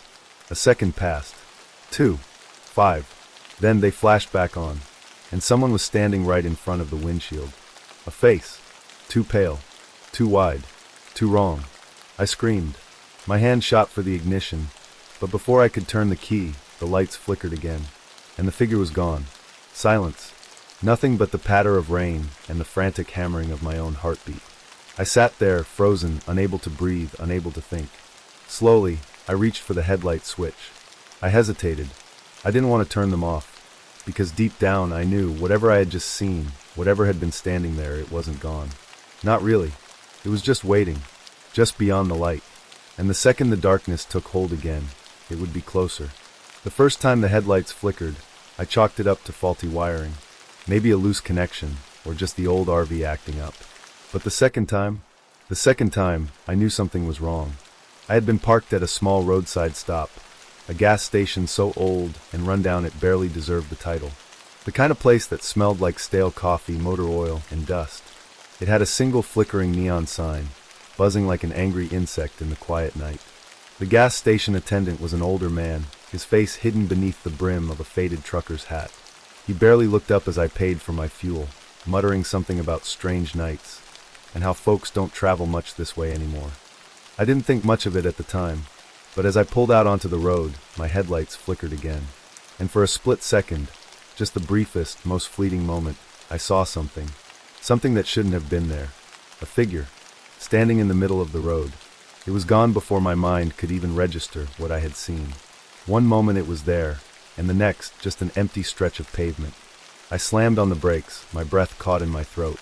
The RV's engine rumbled beneath me, a steady, familiar sound, but my hands were shaking against the wheel. Did I imagine it? I turned my high beams on, scanning the road ahead. Nothing. Just darkness stretching endlessly in both directions. Maybe I was tired. Maybe the long hours of driving were getting to me. That had to be it. Still, something in my gut twisted uncomfortably. I pressed forward, convincing myself it was nothing. The road stretched out ahead of me, winding through the dark landscape like a serpent. The trees on either side loomed tall and motionless, their jagged shadows cast long beneath the moonlight. I turned on the radio, hoping for some music to break the eerie silence, but all I got was static. I flipped through the stations, nothing but white noise and the occasional garbled voice that faded as quickly as it appeared. The unease in my gut grew, and then another flicker. This time, the headlights cut out for a full second before sputtering back to life. And in that second, I saw it again. Not just a figure this time. Figures. Dozens of them. Lining the road. Standing motionless, their faces turned toward me. And just as quickly as they appeared, they were gone. I swerved, my heart hammering in my chest, my breath coming in sharp, shallow gasps. The RV fishtailed slightly before I regained control, gripping the wheel so tightly my knuckles turned white. I couldn't have imagined that. I couldn't have. I checked my mirrors, but all I saw was the empty road behind me. I told myself to keep driving. Just keep going. Don't stop. But then, the headlights flickered again. When the lights came back on, my breath hitched in my throat. The gas station. The same gas station I had just left. The faded neon sign still flickered. The old man still sat behind the counter, his face barely visible under the brim of his hat. Had I turned around? Had I somehow gotten lost? No, that wasn't possible. I had been driving straight for at least 20 minutes. I looked at the gas gauge. It was lower than it should have been, as if I had been driving in circles for hours. A cold dread settled in my stomach. I took a deep breath and pulled into the lot. The old man barely looked up when I entered. "Thought you left," he muttered, shuffling a deck of playing cards. "I did," I said slowly, my voice sounding foreign to my own ears. He just nodded, as if that explained everything. "You see him yet?" he asked after a moment. I felt my stomach drop. "See what?" I asked, though I wasn't sure I wanted to hear the answer. The old man chuckled under his breath. It wasn't a pleasant sound. "You'll know soon enough," he said. I didn't buy anything. I didn't stay to ask questions. I just turned around and left. As I climbed back into the RV, my hands trembled against the keys. I pulled out of the lot and onto the road. I wasn't going to look back. I don't know how long I drove. Minutes? Hours? It all blurred together. But eventually, I saw something in the distance. A flickering neon light. A gas station. I felt my stomach twist painfully. No. It couldn't be. But it was. I pulled into the lot on shaking limbs. The old man was still there, still shuffling his deck of cards. I stepped inside, feeling like I was moving through a nightmare. "I don't understand," I said, my voice barely above a whisper. The old man sighed. "Ain't much to understand," he said. "You see him now, don't you?" I swallowed hard. He nodded, as if that was answer enough. "Only way out is through," he muttered, mostly to himself. I didn't know what that meant. I didn't want to know. I turned and left without another word. Climbing back into the RV, I gripped the wheel tightly. I wasn't sure what was happening. I wasn't sure if I'd ever leave this place. But I knew one thing. The next time my headlights flickered, I wasn't going to look. I had stopped trying to rationalize what was happening. There was no logic in this, no mechanical failure or trick of exhaustion that could explain what I was seeing. The headlights continued to flicker, and every time they did, the figures became clearer, more detailed, more real. I gripped the wheel tighter, sweat pooling at the base of my neck despite the cold air seeping through the RV's vents. The road stretched on, endless and familiar, yet somehow it felt like I was making no progress at all. The gas station, that cursed gas station, was always there. Whether behind me or ahead, I couldn't tell anymore. Something had shifted. It wasn't just a loop. It was a trap. The last time the headlights flickered, I saw one of them standing closer than ever before, right at the edge of the road. Their face, if it could even be called that, was turned towards me, but there were no eyes, no features. Just an empty, smooth surface that seemed to shift and ripple like disturbed water. I couldn't breathe. I couldn't think. The RV rumbled beneath me, and for the first time since this nightmare began, I had a new, horrifying thought. What happens if I stop? I didn't want to find out, but the road had other plans. The engine sputtered. The steering wheel became sluggish beneath my hands. I slammed my foot against the accelerator, but the RV responded with only a weak groan, as if the very vehicle had been caught in the same web as me. My speed dropped, the asphalt beneath the tires turning from a smooth hum to a sluggish crawl. And then the headlights flickered. I braced myself, gripping the wheel like a lifeline. The darkness swallowed me whole, the world disappearing into an abyss for a second too long. When the lights flared back to life, I wasn't alone. They were in the road, hundreds of them, a wall of shadowy, faceless figures stretching across the highway, waiting, watching. My foot hit the brakes before I could think, before I could even register what I was doing. The RV screeched to a stop, the inertia slamming me forward against my seatbelt. For a second, nothing happened. Just silence. Then they moved. At first, it was subtle, a slight tilt of their heads. A small step forward, in unison, as though answering some unheard command. The headlights flickered again. When they returned, the figures were closer. My pulse pounded in my ears. I threw the RV into reverse, desperate to get away, but the gas station loomed in my rearview mirror like a specter, its neon sign buzzing a low, droning hum. I was trapped. I forced myself to look forward again. The figures had stopped moving, but I knew now. They weren't just appearing when the lights flickered. They were using it. Every time the lights went out, they advanced. I couldn't sit here. I couldn't wait for them to reach me. Heart hammering, I threw the RV into drive and gunned the accelerator. The engine howled in protest, tires skidding against the asphalt, but I forced it forward. The headlights flickered. The figures were right at the hood. I screamed, swerving wildly to avoid them, but the moment the lights returned, the road ahead was clear. No sign of them, as if they had never been there. But they were. I knew they were. The only thing keeping them at bay was the light. I forced my shaking hands to stay on the wheel. I couldn't rely on the headlights anymore. They were betraying me, giving the figures the darkness they needed to move. I had to find another way to stay in control. Then an idea hit me. I reached for my phone, fumbling with the flashlight app. The headlights flickered again, and I knew what I would see when they returned. The figures were at my windows. Too close. Too real. I didn't have time to think. I switched on the phone's flashlight and aimed it at the nearest one. The reaction was immediate. The figure recoiled as though burned, its smooth face twisting in a way that shouldn't have been possible. Its entire body shimmered, distorting like static on an old television. The light hurt them. Hope surged through me, but it was drowned by fresh horror. Because as the figure fell back, I saw something else. The moment it moved, something stepped out from behind it. Something worse. A deeper darkness, something more solid than the figures themselves. It had been hidden behind them, waiting. It was the reason they were trying to get closer. They weren't the real threat. They were just the distraction. And I had just made room for whatever lurked in their shadow. I didn't see it clearly. I couldn't see it. My mind refused to comprehend its shape, the way it shifted and pulsed like it was made of living void. But I heard it, a whisper, so close it might as well have been inside my skull. Turn off the lights. It wasn't a suggestion. It wasn't a plea. It was a command. My hands twitched toward the switch before I even realized what I was doing. No. I forced my fingers to tighten around the wheel, resisting the urge to obey.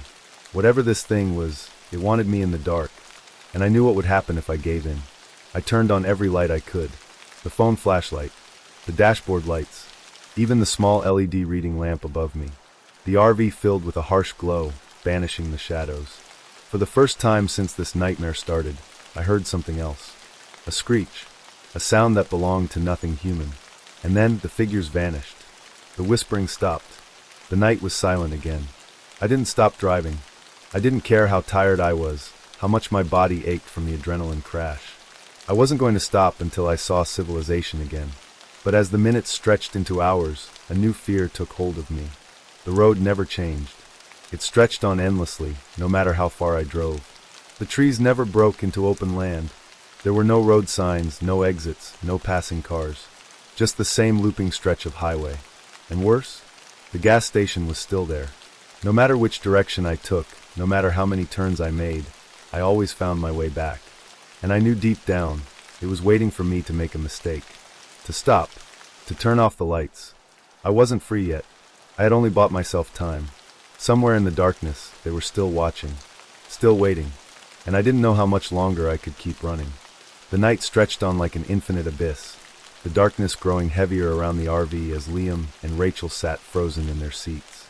Their breaths were shallow, their knuckles white against the dashboard. The headlights were off now, but the knowledge of what they had seen in that fleeting moment had settled deep inside them. Something was out there, lurking just beyond their vision, waiting.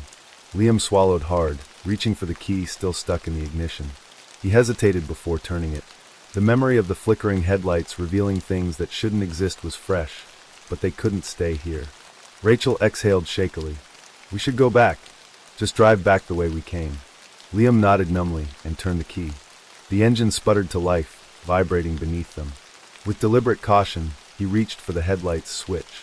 The dashboard lit up, the RV's interior briefly illuminated in the glow before.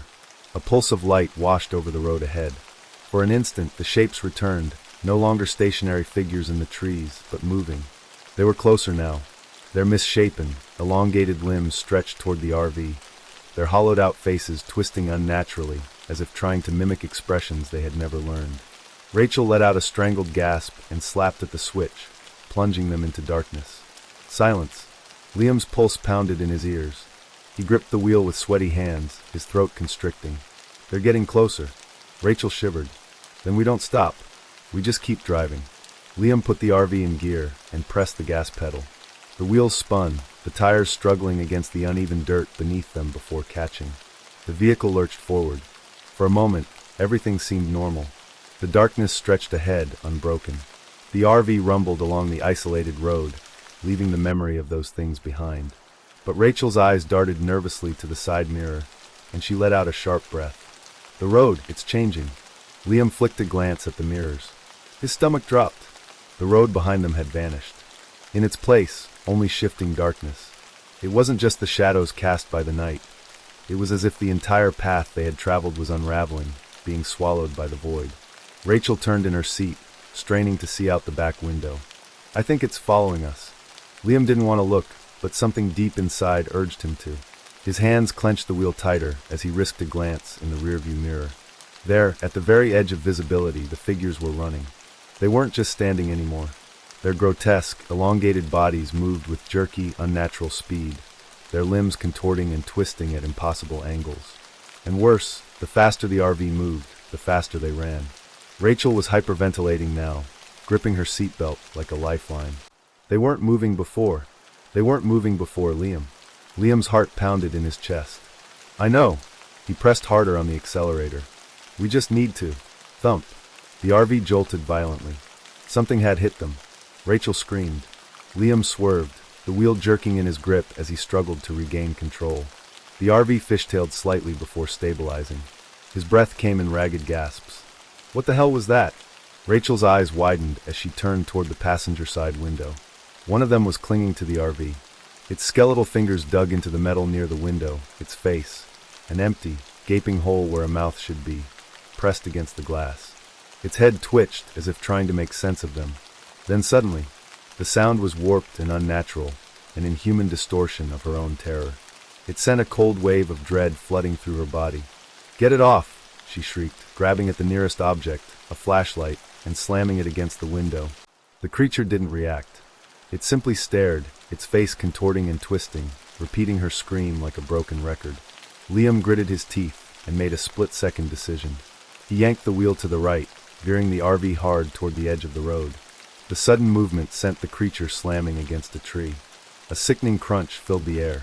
Rachel clapped a hand over her mouth as the thing's body contorted in an unnatural way before sliding lifelessly off the RV. Liam didn't wait to see if it would move again. He straightened the wheel and floored the gas pedal. We need to get out of here, now. Rachel was still trembling as she cast another glance behind them. They're still following. Liam's fingers tightened around the wheel. Then we don't stop. Not for anything. The RV thundered down the road, but no matter how far they drove, the figures never disappeared. They clung to the edges of visibility, just beyond the reach of the headlights, like shadows that refused to be erased. And then, for a single, agonizing second, the world around them changed. The trees warped into towering, skeletal forms, their branches resembling outstretched hands.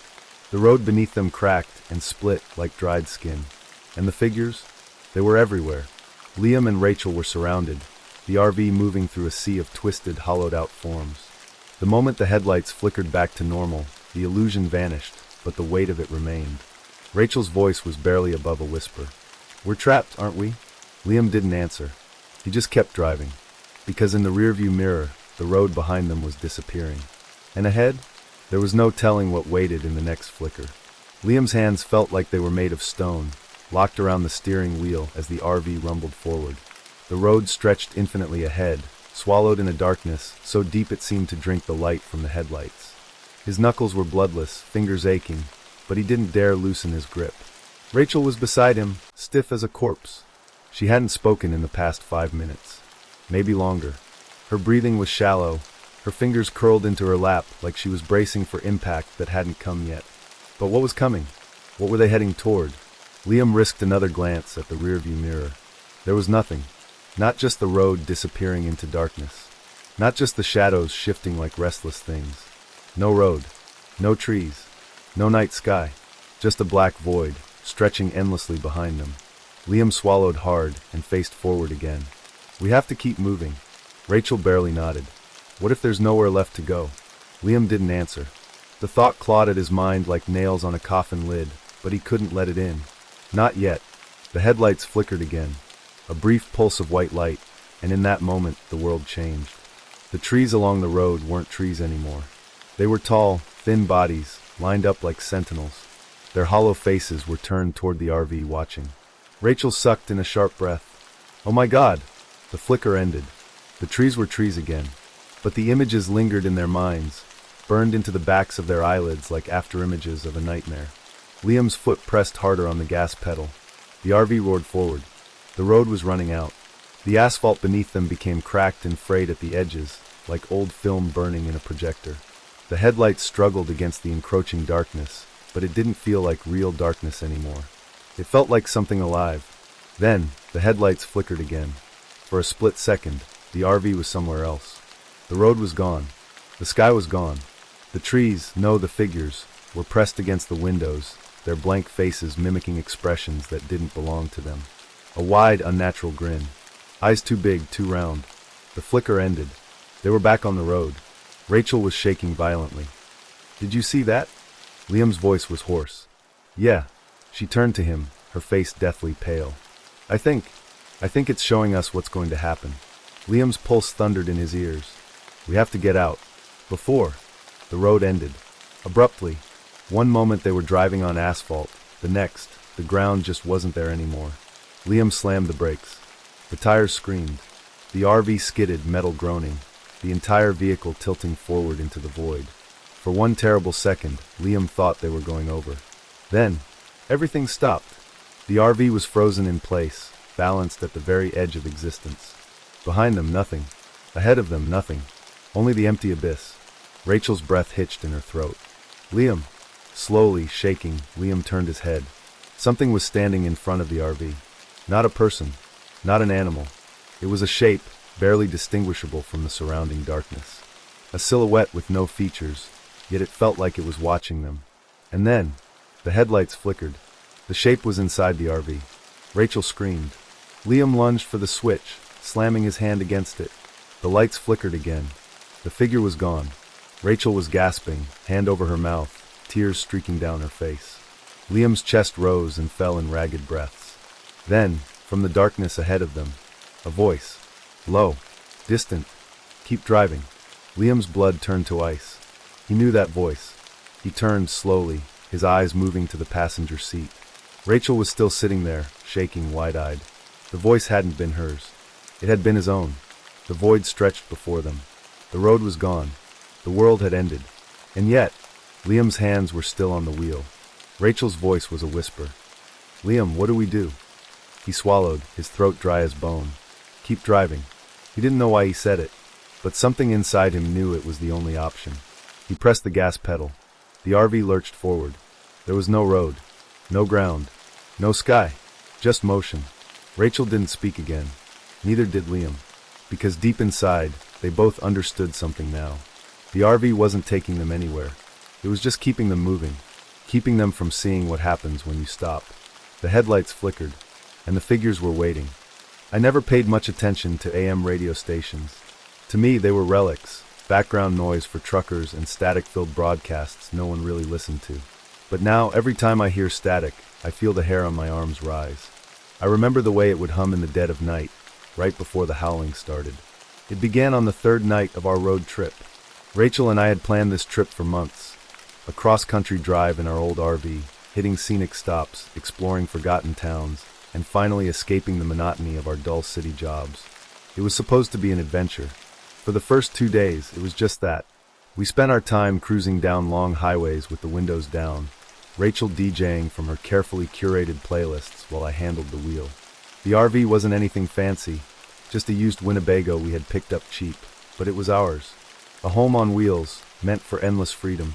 We'd stopped at a few campgrounds, met some friendly travelers, and taken way too many photos of roadside oddities.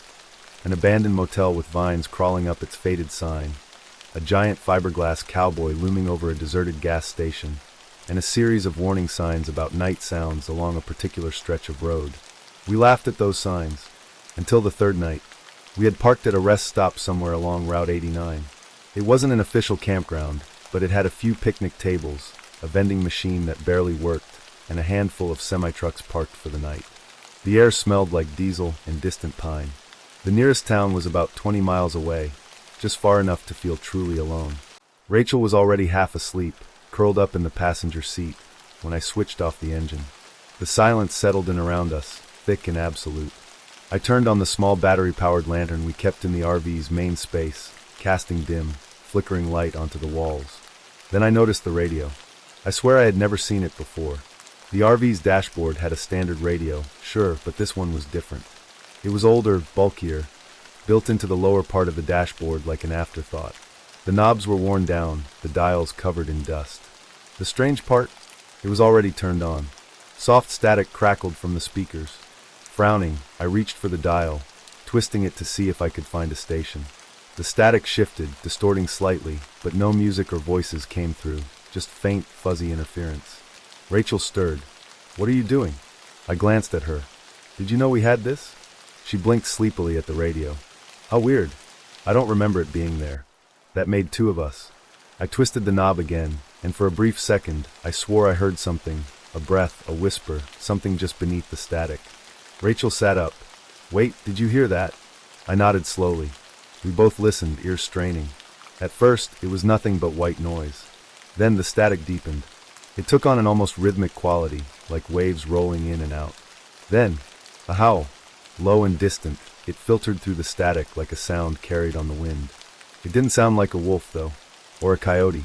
It was deeper, more resonant, almost human. The hairs on the back of my neck stood up. Rachel stiffened. "Did that?" I quickly twisted the knob, trying to tune it out. The static swallowed the sound whole, erasing it as if it had never been there. The radio went silent. We exchanged nervous glances, both trying to laugh it off. "Old tech," I muttered. "Probably just picking up a weak signal from somewhere weird." Rachel nodded, but I could tell she wasn't convinced. Still, we let it go. We were tired, and the road had a way of making small things seem bigger at night. I turned off the radio, crawled into bed beside Rachel, and eventually drifted off. At exactly 3 a.m., I woke up. The static was back. Loud and insistent, it crackled from the speakers like an untamed storm. I bolted upright, my heart pounding. Rachel sat up too, eyes wide. I didn't turn it on. Neither did I. And yet, the radio was on. The static shifted, deepened, became something else. The howl returned. Louder this time. Longer. It started as a single sound, then split, multiple howls overlapping, tangled together in an unnatural harmony. They rose and fell, wailing through the static like a chorus of lost souls. I reached for the radio dial, but my hands were shaking. The sound wrapped around the RV, vibrating through the walls. Rachel covered her ears. "Turn it off! Turn it off!" I yanked the knob. The howling cut off instantly. Silence slammed into us, thick and suffocating. We sat there, barely breathing. The air inside the RV felt wrong, as if something had been there just moments ago, listening, waiting. Rachel's voice was barely a whisper. "We need to leave."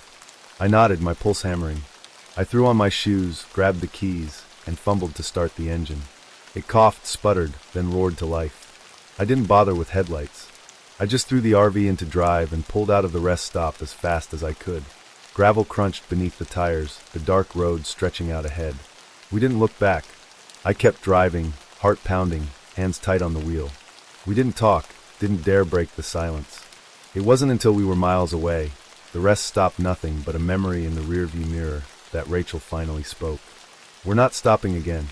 I agreed, but deep down, I already knew the truth. It didn't matter how far we drove. The howling would find us again. The first night, the sound was faint. Ethan sat in the driver's seat, absent-mindedly scrolling through his phone while the radio hummed at a low volume. The old RV, parked in a remote clearing just off the highway, creaked lightly in the breeze. The occasional chirp of crickets and rustling leaves outside were the only natural sounds filling the night air. Then, at precisely 3 a.m., the radio let out a sharp burst of static. Ethan glanced up, startled, and reached for the volume knob. Before he could adjust it, the static thinned out into something else. A long, distant howl drifted from the speakers. It wasn't music. It wasn't even a voice. The sound sent a prickling sensation up his arms. It was deep and resonant, somewhere between an animal's call and the wail of a distant siren, but layered, like multiple tones played over each other. A second, fainter howl joined the first. It didn't sound like wolves. It sounded wrong. Ethan shook his head and switched the station. Silence. He flipped again. Another station crackled through, but it too dissolved into the same haunting wail. No music. No talk shows. Just that chilling, reverberating howl. "Hey, you hearing this?" Ethan called back to Olivia, who was curled up on the RV's small couch, half asleep. "Hearing what?" she murmured without opening her eyes. Ethan twisted the knob again. The howling grew louder, as if responding. His stomach tightened.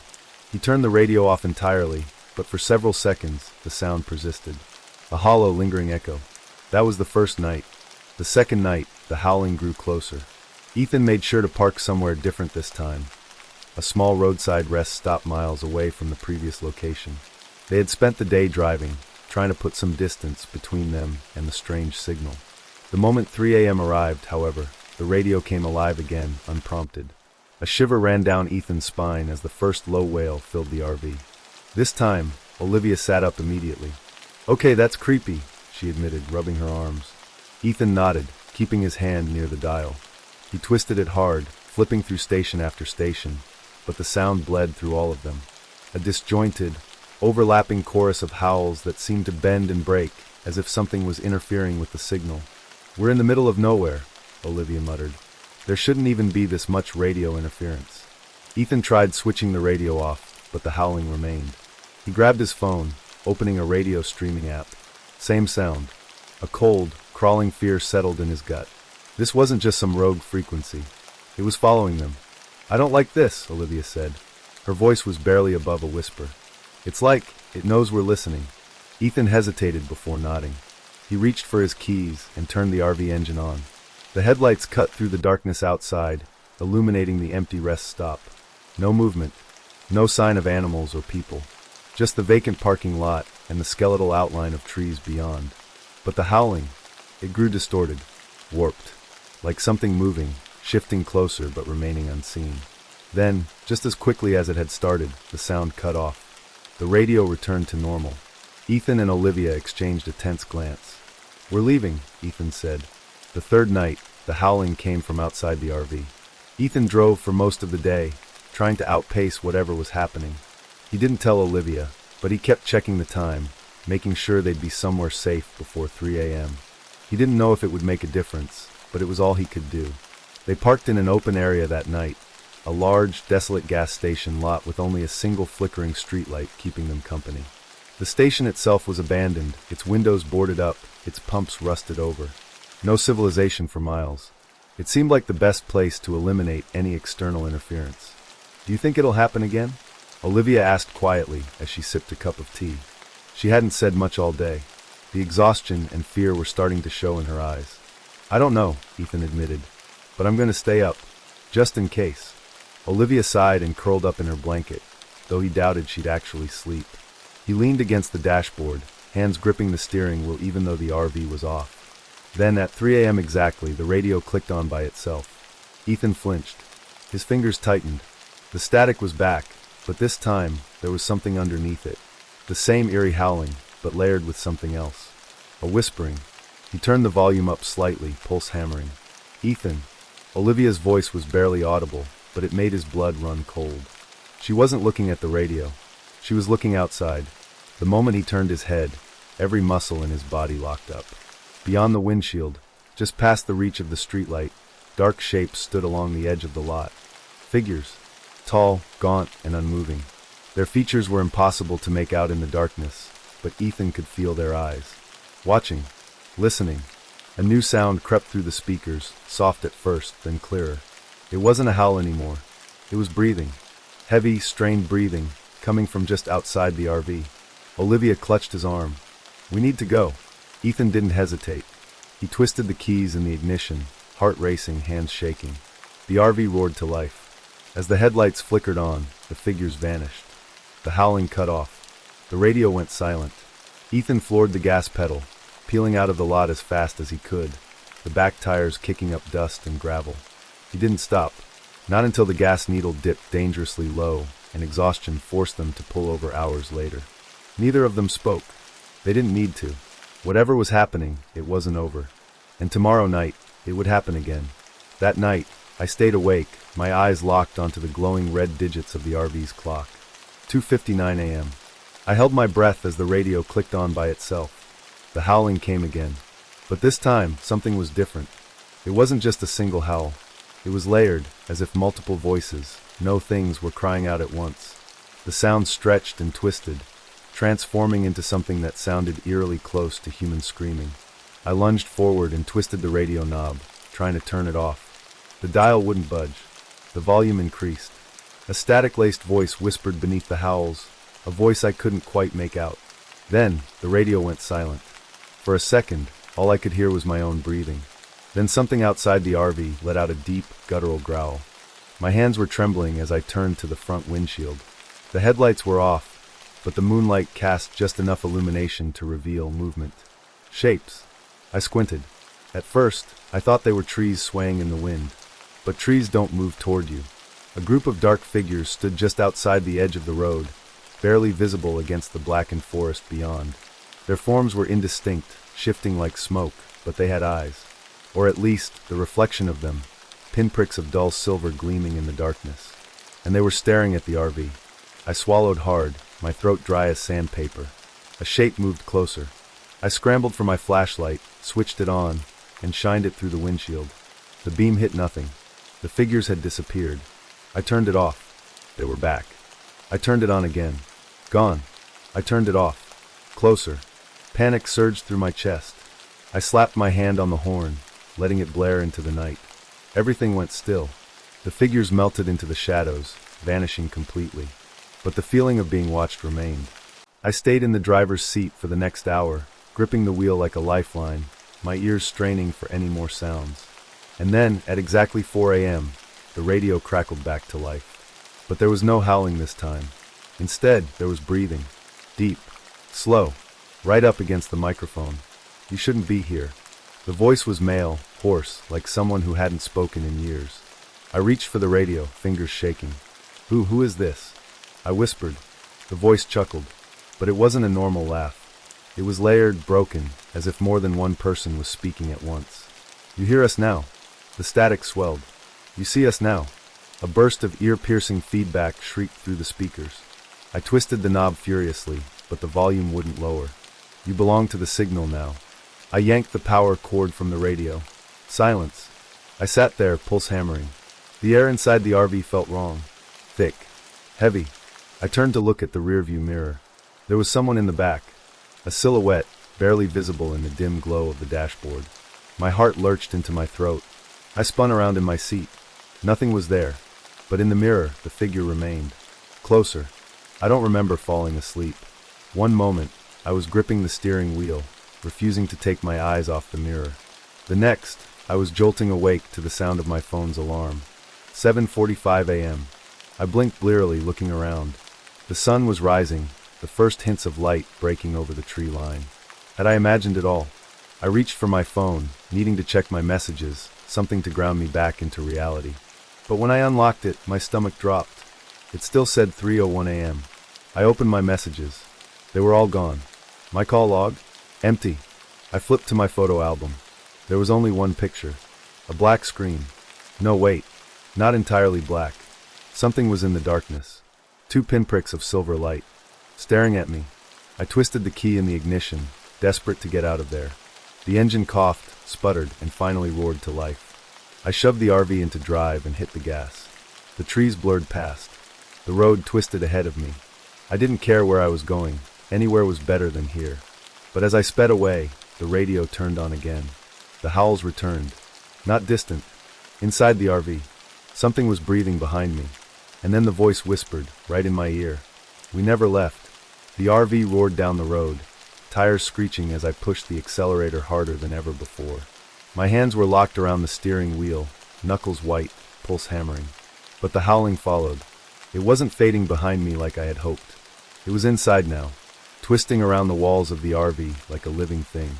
The air turned thick, pressing against my chest, making it hard to breathe. The dashboard lights flickered wildly, casting erratic flashes across the windshield. I flicked my gaze to the rearview mirror. The dark figures were inside, hunched, shifting, just beyond the dim glow of the cabin. No faces, no features, just eyes. A dozen pairs of gleaming silver orbs staring at me, reflecting the dashboard light like a predator in the dark. I swerved violently, nearly sending the RV off the road. A deep voice rumbled from the speakers. No more running. The steering wheel jerked on its own. I fought against it, but my muscles locked up, as if unseen hands were gripping mine. The road ahead twisted into a blur of darkness and headlights. And then the world flipped. I don't remember the exact moment of impact. 1 second, the RV was skidding across the pavement. The next, it was upside down, metal groaning, windows shattered, and the stink of gasoline thick in the air. I lay in the wreckage, dazed, my ears ringing. My head throbbed. I tried to move, but pain flared through my ribs. Outside, the road was gone. No pavement, no headlights. Just a vast, endless field of black dirt, stretching into nothingness.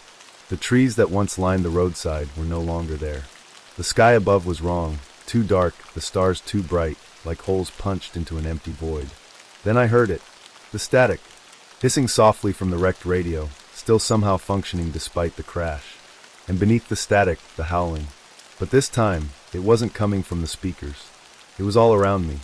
Low, resonant cries echoing through the void, like voices lost in a massive, empty space. I sucked in a ragged breath. My limbs screamed in protest as I forced myself to move. I needed to get out of the wreck. Then I saw them, the figures, surrounding the RV in a wide circle, just beyond the shattered windshield. They stood there, unmoving, eyes glowing faintly in the unnatural darkness. Watching, waiting. The radio crackled louder. I turned my head toward the sound, wincing as the pain flared in my skull. The station had changed. It wasn't just howls anymore. It was my own voice. A recording. Me. I heard myself from earlier in the night asking, "Who is this?" Then the response. "You hear us now." The voice from the radio wasn't just answering me. It was replaying my own past in real time. I watched in horror as the static twisted the words, warping my own voice into something deeper, distorted. The signal wasn't just broadcasting something to me. It was recording me, like I had become part of the transmission. The figures started moving, slow, deliberate steps. They didn't rush me. They didn't lunge. They just closed in, step by step, their blackened forms growing larger, swallowing the dim light from the wrecked RV. The radio voice whispered again, "You see us now." I tried to crawl backward, pushing myself against the wrecked dashboard, my body shaking uncontrollably. The closest figure tilted its head, not a human motion, more like an animal trying to understand its prey. I was trapped. The radio hissed again, "We see you now." And then the first figure lunged. Everything cut to black. I woke up to silence. Not the comforting kind. The kind where the world feels too still, like the absence of sound is unnatural. The RV was intact. No crash. No shattered glass. No bent metal or gasoline fumes choking the air. I was sitting in the driver's seat, hands resting on the wheel, the highway stretching out ahead. The dashboard clock read 3:02 a.m. I swallowed hard, my throat dry. My head pounded, my pulse a frantic drumbeat in my ears. Had I imagined all of it? The crash? The figures? The black void swallowing the road? Or... I reached out with trembling fingers and turned the knob. The dial spun freely. No resistance. No feedback. Just dead air. I let out a shaky breath and glanced at the road. At first, everything seemed normal. Just the dark stretch of highway, empty lanes disappearing into the void of the night. The occasional roadside sign, unreadable in the dim glow of my headlights. Then I saw it. A car parked on the shoulder up ahead, hazards flashing. Relief hit me. Maybe someone could tell me where I was, confirm that I hadn't just hallucinated everything. I pulled over, shifting into park, and grabbed my phone. Still no signal. I stepped out of the RV, cool night air hitting my skin, and approached the stranded vehicle. The driver's side window was rolled down. A man sat in the front seat, gripping the wheel so tightly that his knuckles were bone white. His eyes were wide, fixed on the dashboard radio. The soft hum played from his speakers. I opened my mouth to speak, but then, the voice came through. Not just any voice. Mine. "We see you now." My blood turned to ice. The man whipped his head toward me like he'd just realized I was there. "You hear it too?" he rasped, his voice raw. I stumbled back. The hum from his radio grew louder, warping into something familiar. The howls. Muffled at first, then rising, stretching into something not quite animal, not quite human. I turned and ran back to the RV. I slammed the door shut behind me, hands shaking as I fumbled to start the engine. I wasn't staying to see what happened to that man. I wasn't waiting to hear more of my own voice on that damn radio. The RV rumbled to life. But the radio, it changed stations on its own. I watched, breath caught in my throat, as the dial flicked back and forth, settling on something new. A voice crackled through the speakers. A woman's voice. Shaky. Weak. Desperate. "Please, if you can hear me, someone help me. I'm stuck. I don't know where I am. Please." I froze. My mind reeled, my stomach twisting into knots. Because I knew that voice. It wasn't just familiar. It was my sister's. I grabbed my phone and dialed her number, but the screen just blinked no service over and over again. I turned up the radio, my pulse hammering. "If anyone finds this, please. I've been here for so long. I don't know what's real anymore." My chest tightened. My sister wasn't missing. She was home. She was safe. But that voice wasn't just someone who sounded like her. It was her. And then, just before the transmission cut out, "Don't listen to them. Don't trust the voices." The radio died. Static hissed back into existence, filling the cabin. The howls followed, low at first, then rising, then knocking. A soft, rhythmic tap, tap, tap against the side of the RV. I turned my head, heart pounding. Through the windshield, the stranded man was gone. But something else was standing on the road now. A dark figure. Still. Waiting. Watching. The road ahead stretched into nothingness. I knew deep in my gut that if I kept driving, the loop would start again. I'd find another stranded car. Another desperate voice. Maybe my own. Maybe someone else's. The howls swelled. The knocking didn't stop. The figure in the road took one slow step forward. I reached for the radio dial with trembling fingers. I didn't know what would happen if I turned it off. I didn't know if that would break the loop or if I'd be sealing my fate. I took a breath. Then, with a slow, deliberate motion, I turned the knob. The radio clicked. Silence fell. The howling stopped. The knocking stopped. The figure stood motionless. For the first time in hours, maybe days, maybe longer, the world was quiet. And then, total darkness swallowed the RV. And I finally understood. I was never getting out.